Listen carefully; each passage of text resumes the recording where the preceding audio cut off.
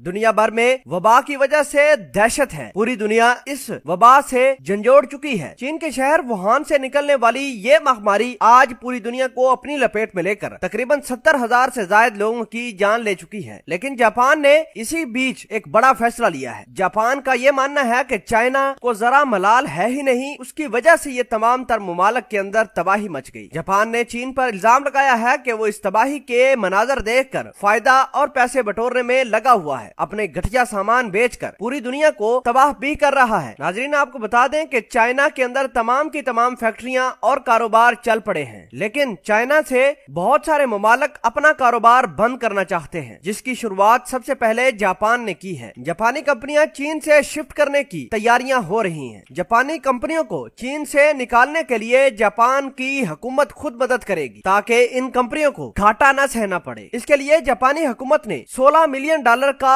Relief package भी अपनी industries को दे दिया है। जापान ये रकम अपनी कंपनियों को चीन से बाहर लाने में मदद और बाहर की दुनिया में इन्वेस्ट करने में मदद करेगा। दरअसल जापान ये चाहता है कि उसकी कंपनियां चाइना से बाहर अपना मैन्युफैक्चरिंग सेटअप कर लें। इसके लिए जापानी सदर ने तकरीबन $16 मिलियन का रिलीफ पैकेज दिया है। अगर कोई फैक्ट्री चीन से निकलना चाहती है और जापान के अंदर अपना मैन्युफैक्चरिंग सेटअप नहीं लगाकर किसी और मुल्क में अपने पैसे इन्वेस्ट करना चाहती है, तब भी जापान की गवर्नमेंट उसको रिलीफ देगी ताकि वो अपना सेटअप किसी और मुल्क के अंदर अच्छे से लगा सके। इसके अलावा जापान ने अपने लोगों की फैसिलिटेशन के लिए 23 अरब येन मजीद इन्वेस्ट करने का ऐलान किया है। दोस्तों, अगर बात करें चाइना और जापान के दरमियान ट्रेड वॉल्यूम का, तो चीन और जापान $9.47 बिलियन का हर साल ट्रेड करता है, जो दोनों मुमालिक का 72.8% बनता है। यानी चाइना और जापान जितना भी ट्रेड करते हैं उसका तकरीबन 72% वो आपस में चाइना और जापान शेयर करते हैं। जनवरी 2020 के बाद चाइना और जापान के दरमियान ट्रेड वॉल्यूम बिल्कुल ना होने के बराबर रहा। ट्रेड वॉल्यूम के अलावा चाइना के अंदर जो लॉकडाउन था उसकी वजह से सारी फैक्ट्रीज बंद थी और जापान की कंपनियों को बहुत भारी नुकसान हुआ। एक रिपोर्ट के मुताबिक जापान की तकरीबन 2600 कंपनियां चाइना के अंदर मैन्युफैक्चरिंग यूनिट लगाकर बैठी हैं।